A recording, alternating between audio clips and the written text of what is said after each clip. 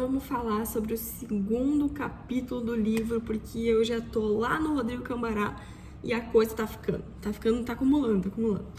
Mas beleza, vamos falar então sobre a fonte, que não sei se vocês lembram, mas no primeiro vídeo eu falei sobre o primeiro capítulo, que eles estão lá na estância não, que eles estão no casarão, que tá tendo a revolta federalista de 1895, e que daí os gurizinhos estão com um punhal, tem uma dona de uma tal Bibiana, que é a avó, enfim, então a gente tá longe, né, mas a gente, no primeiro capítulo a gente começa em 1890 e pouquinhos, ali que é a Guerra Federalista, e aqui na fonte a gente volta para 1745, 1750, que é quando a gente começa a entender os porquês.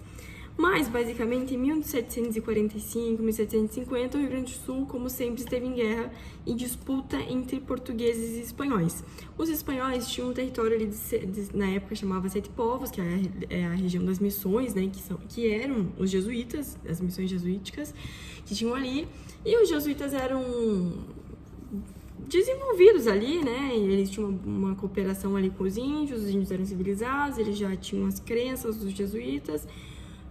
Eles plantavam seu próprio algodão, sua própria erva mate, e tava tudo certo, tava tudo ok, né? Tanto é que essa cooperação entre os indígenas e os espanhóis, junto com a coroa espanhola, é que os índios tinham um lugarzinho de fala ali nas decisões, né? Então, por exemplo, tem até o Cepete Araju, que foi um indígena muito importante, foi na guerra, enfim, em que ele dava pitacos ali, né? Claro que até um certo ponto. Além desses conflitos, também os portugueses, a coroa portuguesa estava concedendo as sesmarias, que eram aquela concessão de terras para as pessoas que estavam... as pessoas, não como fala assim, a gente pensa, pessoas comuns? Não, lógico que nunca são as pessoas comuns que ganham coisas importantes do governo, sempre são aquelas pessoas que já têm um pezinho lá no poder, militares, né, essa gente aí que já tem um alto cargo em uma posição importante para o governo, sei lá, né? E aí, por quê? Porque em 1750 foi realizado o Tratado de Madrid, que dizia que quem ocupa possui. Portanto, precisamos ocupar. Então, a coroa portuguesa estava concedendo as sesmarias, que eram terras para os estancieiros ali, que é que vem a palavra estancieiro, né? Para eles produzirem, plantarem, criarem, enfim.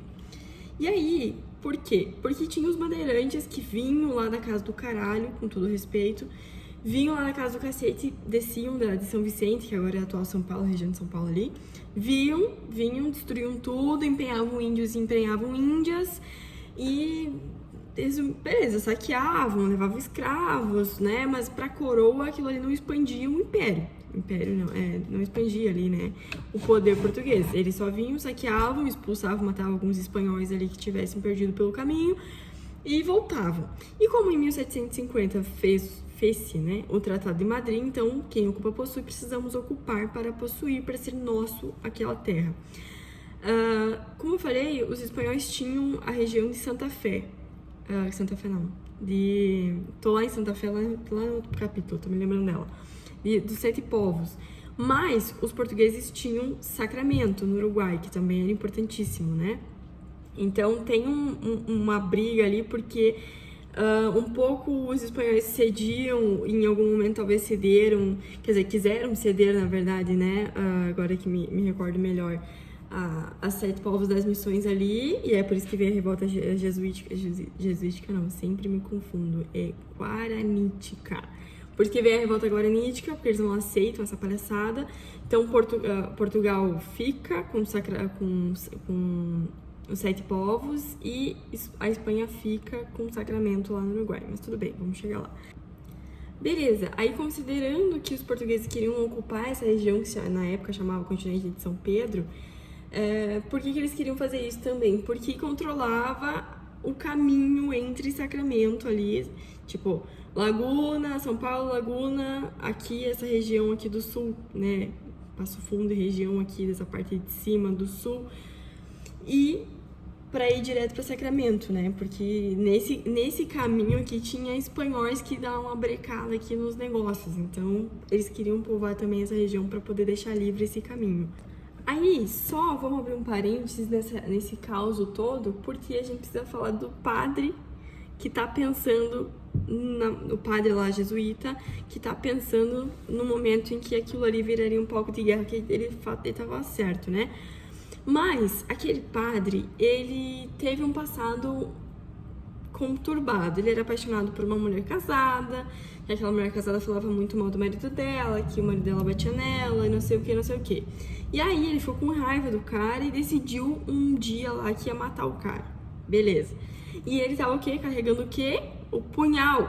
Ele tava carregando esse punhal que tá lá com os piazinhos lá na frente. Beleza. E aí, só que quando ele foi matar o cara, ele descobriu que o cara morreu, sei lá do que, morreu mal súbito, whatever, enfim, morreu, né? Então ele não foi ele que matou, mas ele tava decidido a fazer, ia fazer, já tava indo pra fazer, mas aí o cara morreu antes disso. E aí ele, a cabeça dele explodiu, tipo, o que eu tô fazendo? Né, misericórdia e tal, não sei o que, não sei o que. E daí alguém, não lembro se ele foi se confessar, e o padre disse, alguém falou pra ele pra ele ser padre, ó. Esse é o caminho aqui de Jesus Cristo que vai dar certo. Daí ele se tornou padre depois disso.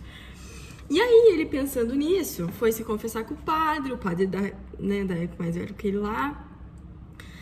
E ele tinha guardado aquele punhal até aquele dia, ele tava tendo pesadelos, ele não conseguia dormir direito e tal, e ficava pensando e tava tendo pesadelos e tal, e contou pro padre, né, confessou, e aí o padre começou a pescar ele, o que tu tem em casa, o que tu pensa, o que aconteceu, como é que foi, lá. E daí, resumindo, chegou, eu tenho um punhal, e aquele punhal tem essa história, né, eu ia matar o cara e tal. E aí o padre foi lá e falou pra ele, se eu não me engano, se desfazer daquele punhal, algo nesse sentido.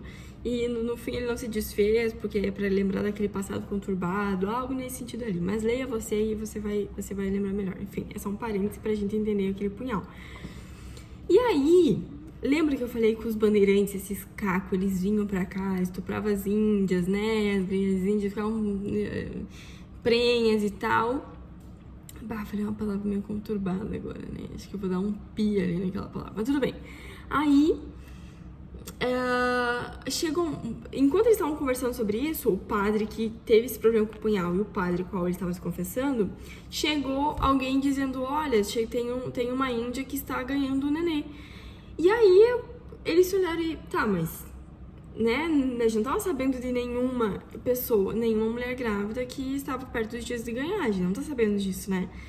Provavelmente acharam aquela mulher na estrada, no mato, sei lá onde. E foram realizar, então, o parto, ou pelo menos foram lá, né, no local onde ela estava parindo, pra acompanhar, pra orar, sei lá qual que é a função deles lá, se eles eram apenas como padres ou se eles tinham também outras funções lá dentro daquela sociedade. E aí acontece que o padre mais velho, a qual estava conversando com um padre que teve o passado complicado, falou, olha, você vai ser padrinho desse guri, porque era um piazinho, você vai ser padrinho desse guri, deu o nome pra ele, e ele deu o nome de quê? De Pedro, que Pedro é o nome do cara que ele ia matar e que morreu antes dele cometer o negócio. E aí ficou o quê? O Pedrinho missioneiro. Então, guarda esse nome, que esse cara é importante. E aí, parêntese feito desse padre aí, em 1750, como estava tendo bastante conflito em Portugal e Espanha, nesse Tratado de Madrid aí, os 7 povos foram cedidos aos portugueses e Sacramento foi cedido à Espanha. Só que assim, vem cá, os espanhóis que estavam localizados nos 7 povos, que eram os jesuítas, que eram os indígenas ali que tinham sido colonizados e tal, falaram, vem cá, mas tem que ver se a gente quer, né? Tem que ver se a gente quer se mudar para Sacramento, porque daí tinha gado, né? Tinha toda a plantação deles, enfim, a vida deles. E aí, do nada, eles tinham que sair dali para ir para Sacramento, porque aquela terra já não era mais deles, era dos portugueses. Aí tem uma rixa do cão entre portugueses e espanhóis, lógico, né? E aí eles, não vou sair, blá, blá, blá. E daí veio a Guerra Guaranítica, que daí o bicho pegou. Foram 3 anos de loucura. Por quê? Porque os índios... Aí, o padre escreveu uma carta falando que ele não esperava que os índios teriam aquele tipo de atitude, porque eles já tinham sido civilizados, eles já não eram mais bárbaros. Mas a partir do momento que tocou nessa ferida de, vamos ter que sair daqui porque temos que ceder as terras pra esses caras, eles falaram, não, vamos pra guerra, né? E aí se tornaram bárbaros aos olhos do padre, falando, que esses comportamentos não tem como tirar deles. A gente achava que a gente tinha tirado esse comportamento deles, mas não tiramos. E depois de um tempo, ele meio que concorda com a ideia dos índios, que a ideia dos índios não é matar por matar, mas é matar porque essa terra é minha e eu vou ficar aqui independente do que acontecer. Então, meio que o bicho pegou. Tá, considerando que o bicho pegou porque os índios não aceitaram sair das terras que agora eram dos portugueses, os espanhóis e os portugueses uniram os exércitos para ver como o governo é podre, né? É sujo. Se uniram ali para poder derrotar os índios, né?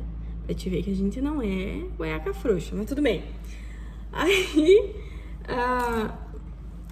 não conseguiram, enfim, nas primeiras investidas. A guerra durou 3 anos, de 1753 a 1756.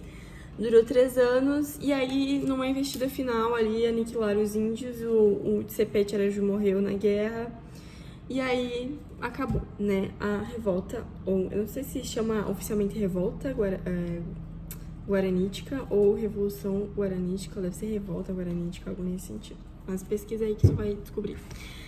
E aí, beleza. Voltando a falar do Punhal e do Pedro, aquele bebezinho que o padre se tornou padrinho, ele foi criado ali dentro da igreja pelos padres, e um belo dia ele avistou aquele punhal no armário do padre e ele ficou alucinado por aquele punhal, alucinado, e aquilo ali meio que se tornou dele, aquele punhal. E Pedro também era uma figura importante dentro da sociedade, porque ele meio que ele via as coisas, sabe? Ele tinha uma relação divina, mística, sei lá. Então ele adivinhava as coisas, ele previa as coisas, ele enxergava coisas, e aí ele contava as histórias, os índios acreditavam. Ele, por exemplo, ele que falou pro padre, olha, acabou a guerra porque o Tsepete Araju morreu, e ele não estava em campo de batalha. Ele viu, ele estava ali na cidade, dentro da igreja, se não me engano, ali dos cômodos da igreja, ali dos padres. E ele tava olhando pela janela, e aí o cara perguntava o que aconteceu e tal, e ele, o Tsepete Araju morreu, acabou com nós, perdemos a guerra. Só que ele via, né?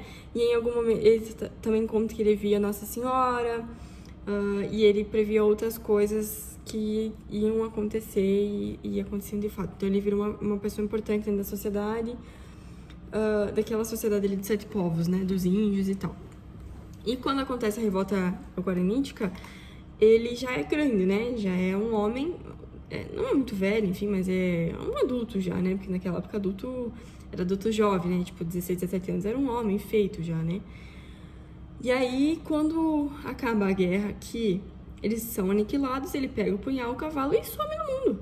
Some no mundo e acabou. Então, esse é Pedro Missioneiro, ele nasce assim, esse punhal ele sai perto do padre dessa forma, porque o Pedro vai embora, ali dos 7 povos, quando a guerra acaba.